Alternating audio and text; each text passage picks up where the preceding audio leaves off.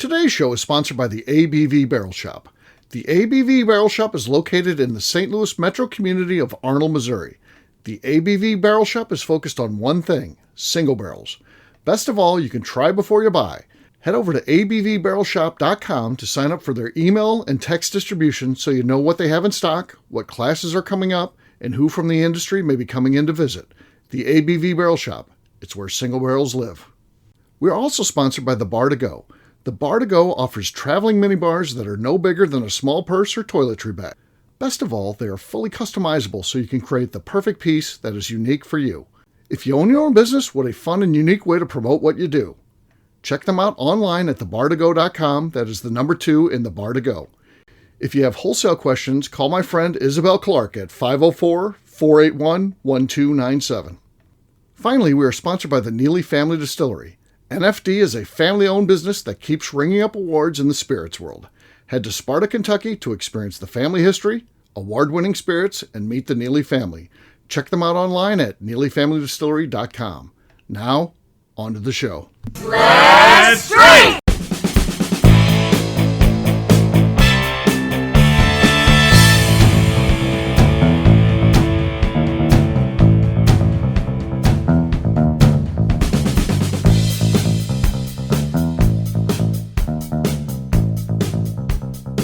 Welcome to the Bourbon Daily, the podcast about everything bourbon delivered to you every day of the week. Today we have a special show here from the ABV Barrel Shop where we're going to be trying 15 Stars, 3 Kings, their latest release. Should be a fun one. My name is Steve Akeley, joined by Darren MacLeod and Clayton Sabacker. What's up, guys? Hey, y'all. Hey, how's it going?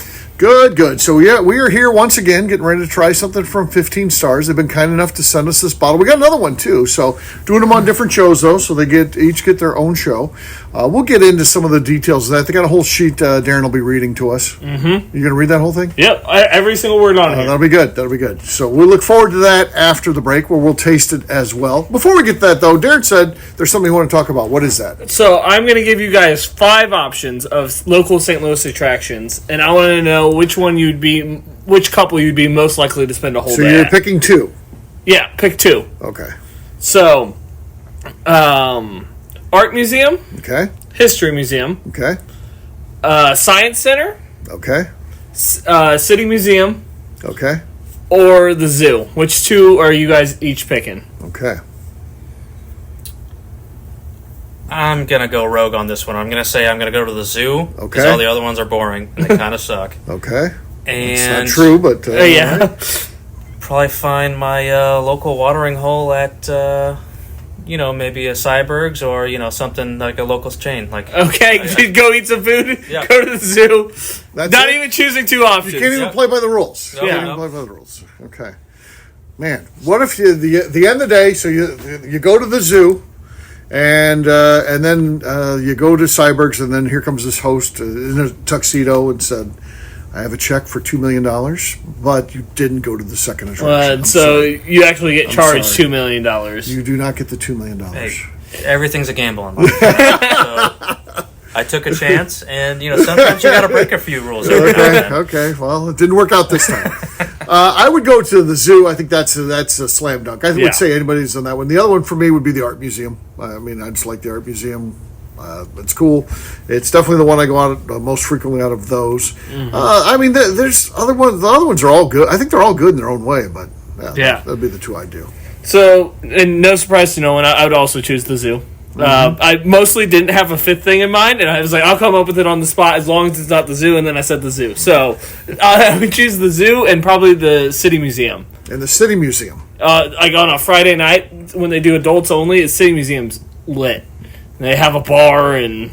this changes things. You're withholding information. Yeah. The only thing worse than a bunch of screaming kids is a bunch of drunk adults, is what I've found. So none of it appeals to me. I don't know. I still like the City Museum. The City Museum is interesting. It is, and it's so different. It is. But I do like the Art Museum too. That would probably be 3rd place. Okay, 3rd place. Yeah. History Museum's cool, and there's always changing exhibits, and depending on what those exhibits might be, could be very fun. Cool. Yeah. What was the other one? Science Center. The Science Center. Can't go wrong with that either. Yeah. Do you? I guess your kids aren't old enough to go to these places yet. I'm like, We've been to the zoo, yeah. okay. What if the zoo would have been out of there, and then the other choice would have been the Magic House? I've actually never been to the Magic House, so You might go to that one. I would have. I would have been the History Museum and the Art Museum. Yeah, and then Magic House. I have a lot of fond memories of Sure, a me child, too. and I love going with my nephews when they were younger. But there's no need to go now, right? Yeah. But it is a fun place for kids to go, and it is, like everything is child safe. Like they can't break anything in there. So Yeah. what we used to do with my nephews, especially when they're like 10, we're like, go wherever you want, come check on us every now and then. Yeah. It got going when I was a kid, so I have fond memories of that place too. But it seemed like it's expanded and expanded and expanded. It's huge now, really. Yeah. But as they grew, they focused more on like younger kids. When I went there, and I want to say I was probably 12 or 13 when it first opened up, and it seemed like it appealed to that sort of demographic. Now, when I would take my daughter there, it seemed like it appealed to the 3 to 7, 8-year-olds. Yep. So. And then there's some really cool things that are for older kids, but there's not much. Yeah.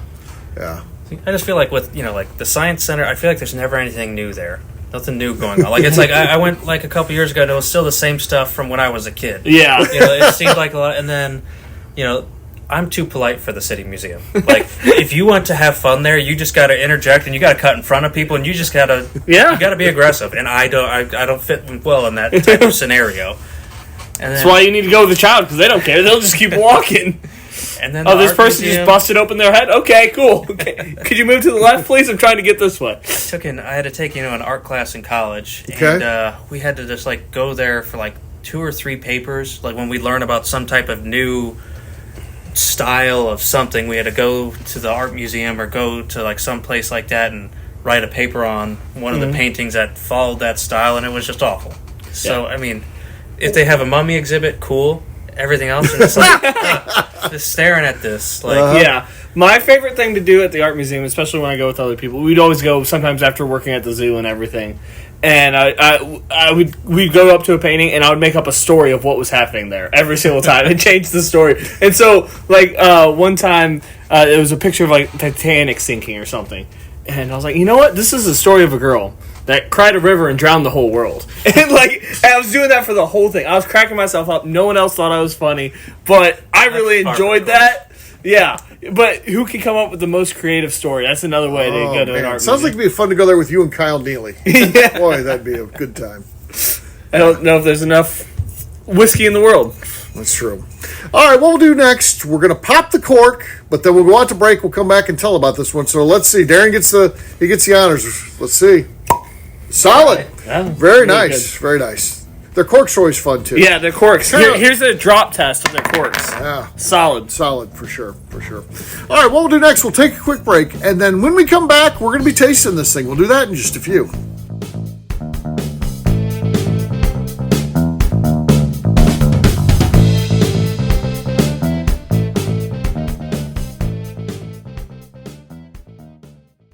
Okay, let's talk about the people that make these shows happen. First up is the Stave and Thief Society. Via their in-person class at Moonshine University in Louisville, Kentucky, the Stave and Thief Society is the place where you, a bourbon enthusiast, can expand your knowledge and emerge an executive bourbon steward.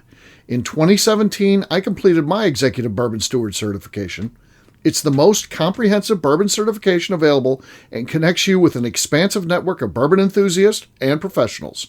Check out the full listing of in-person and online certifications and join the society today by enrolling at staveandthief.com. Speaking of executive bourbon steward certification, the ABV Barrel Shop in St. Louis, Missouri has developed a unique partnership with the Stave and Thief Society to offer a preparatory class to assist you in getting your executive bourbon steward certification. This prep class costs only $25 and is available to take live or online via Zoom. Graduates of our class receive a coupon code good for 15% off your executive bourbon steward certification held in Louisville, Kentucky. This saves you almost $90. Additionally, you can collaborate with fellow attendees to split travel costs when you go to Louisville.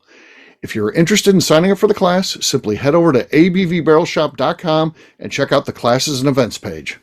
Last but not least, we are sponsored by Neely Family Distillery. Royce Neely is the 11th generation distiller in one of America's oldest distilling families. A visit to Neely Family Distillery takes you through family history, where you can see all the artifacts and newspaper clippings through the years from this family that started distilling in America after James Neely arrived from Northern Ireland in 1740. Today, Royce Neely and his team are crafting some of the best spirits in America. Their bourbon and absinthe offerings keep winning top honors in spirits competitions. Recently, their absinthe made history as the first platinum winner in the absinthe category at the San Francisco Spirits Competition. Neely Family Distillery is definitely a bucket list destination if you are a bourbon fan. Learn more about their spirit offerings, visiting their facility, and the awards they have collected over at NeelyFamilyDistillery.com. And now, back to the show.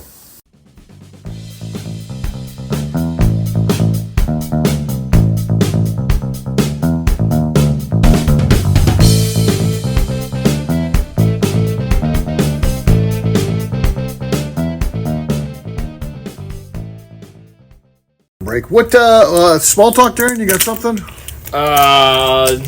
Yeah. That sounds like it's going to be horrible. Yeah.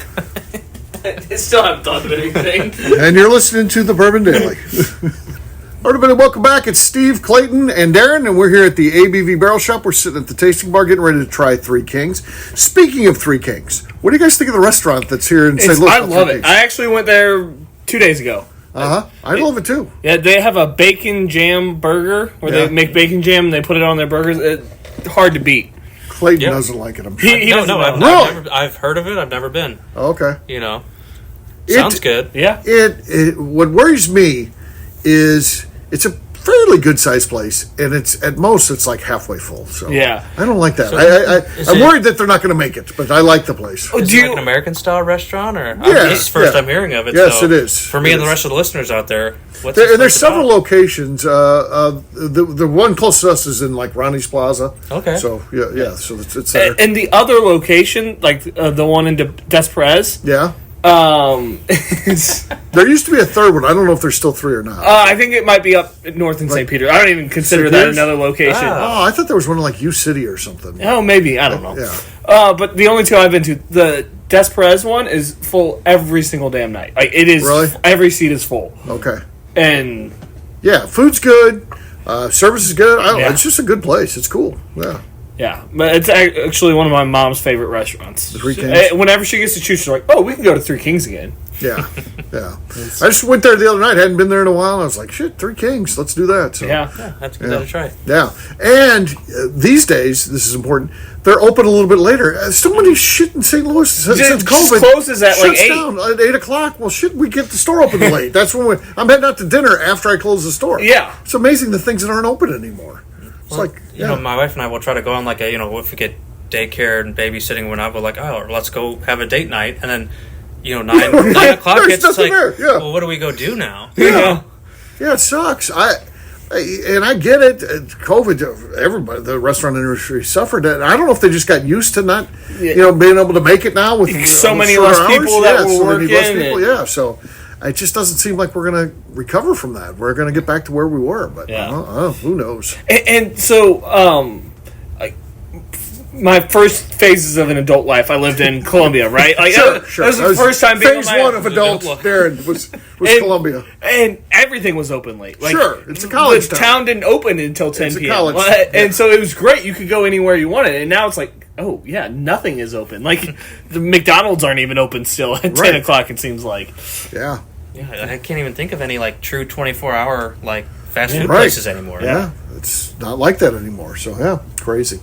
All right, let's give this thing a taste. Three Kings. Well, first of all, Darren, tell us about it. We always like to know about it. First, so this is a blend of 11 and 15-year-old whiskeys. Nice. And also a blend of bourbon, rye, and wheat whiskey. Okay. So have you ever had these three blended together before? Bourbon, rye, and wheat. No. So it's interesting. So this one is not finished. Okay. And the rest of this page talks about how 15 stars is because Kentucky was the 15th star on the United States flag. Okay, on the flag. Gotcha. And then we've been wondering why 1795 is on there, though. Yeah. But is that when they changed the flag? That is when they changed the Why flag. would they automatically just change it as a new state came in? Whatever that year is, 1792, we know it was when Kentucky became a state. Why isn't the flag changed that afternoon? But, production, manufacturing costs, and, sometimes, that gets backlogged. And, yeah. It would kind of suck. Imagine you live in Kentucky, and it's now a state. Let's go back to 1793. So it's been more than a year. They're like, did the new flags come in? Yeah. No, not yet. We're not still on there. working on design. I wonder if they just took forever to say, hey, we want it at this spot and not over here. Right, the design, right. I wonder also if... I guess it is a challenge to reconfigure how they... Now we just know because it's straight across and all that, because we got 50. It's nice and neat, rows of 10 or whatever. Yeah. If there was like, hey, the next flag will come out when there's this many states. We got to get to this many. Yeah, it's like, you got to hit this quota. Right. So Kentucky's then pushing other people that were behind them. They're like, you got to sign, man. Seriously. That's why Tennessee's a little bit wider than they were originally going to be. Tennessee, the Kentucky's like, we'll give you some land so you can qualify. Let's get this going. Yeah, that's very, very interesting. Well, no singles. You got to have a group of four. Just like the golf course. No one wants a single on the pitch. It just messes everyone. Because if we had a new flag for every state that was added, that'd be 50 new flags. I don't think there's been that many. So okay. What's the price point, Darren? $180. $180. Okay, so you're talking aged whiskey. That's where we're at these days. So not on a line. So let's give it a taste. The nose is fantastic. I mean, gosh, Mm. what's the proof? 107. That drink's way below 107 proof. That's an easy drinking one, man. Grape flavor. Yeah. And I think a great blend of the three. You still get some of the flavors from each. Mm-hmm. I was a little worried the wheat whiskey might overtake it because that's such a strong flavor, but you definitely get some of that rye and bourbon in there as well. Right. Yeah. Yeah, I think with the blend of those three, on the back end, I get an actual artificial grape flavor. You know what I'm saying? Because it's a little bit different than real grapes. Yeah, some of that artificial grape flavor that you love so much. Yes. Well, that was you that was complaining about that last week. I like it a little bit more in whiskey. Okay, fair enough. So it's another good one from the guys, father-son duo, 15 stars. So they're doing some good stuff. So yeah, very cool. We're gonna get them on the Bourbon Show here coming up. So that's a preview. If you want to hear about how they got started, it's usually at least an hour of an interview. So, you'll really get the details. So they have so many different lines. It might take an hour to go just through all their lines. It seems like they have new ones all the time. Yeah, they're killing it these days. So there you go. We'll wrap this one up as we always do by talking about where people can find us. We'll start with you, Clayton. Yep, you can find me on Facebook at the Jefferson County Bourbon Collective and on Instagram at Jeffco Bourbon Collective. All right, Darren. You can find me enjoying the City Museum on Instagram at The Bourbon Adventures. All right, for me, I'm an easy guy to find at Steve Akeley, Twitter, Instagram, or Facebook. I've got a website, steveakeley.com. We also got a company website. That thing's going to be abvnetwork.com. Check it out. Everything that we do is out there. When we have that interview done with 15 stars, it'll be out there. So everything goes, including this show right here. It'll be out there. So check us out, abvnetwork.com. Come by and see us, the ABV Barrel Shop, the place where you can try before you buy. You never know what we'll have in here or who will be here. Like Clayton just shows up today. We put him to work. We're going to do a podcast with us. So not too bad of a deal. He gets to drink, though. So not at all. Not bad. All right. There you go. That's it for today. We'll have a brand new show for you tomorrow. Looking forward to that. Until then, take care, everybody. See ya. Bye, y'all. Till next time. Peace.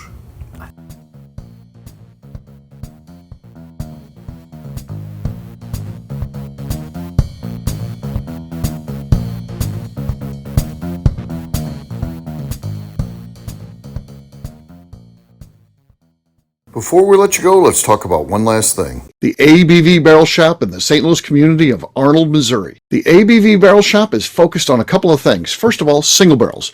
We are the place where single barrels live. We go to distilleries, taste through the whiskey, select the best barrel, and have it shipped to our store where we present it to you, our customers, by allowing you to try before you buy. We're also known for the classes that we have in our education center in the store, as well as the events we have with industry professionals from the bourbon business. If you are in the St. Louis area, please come by and visit us at 6 Fox Valley Center in Arnold, Missouri. Or at a minimum, at least sign up for our email and text distribution so you know exactly what's going on in our shop over at abvbarrelshop.com.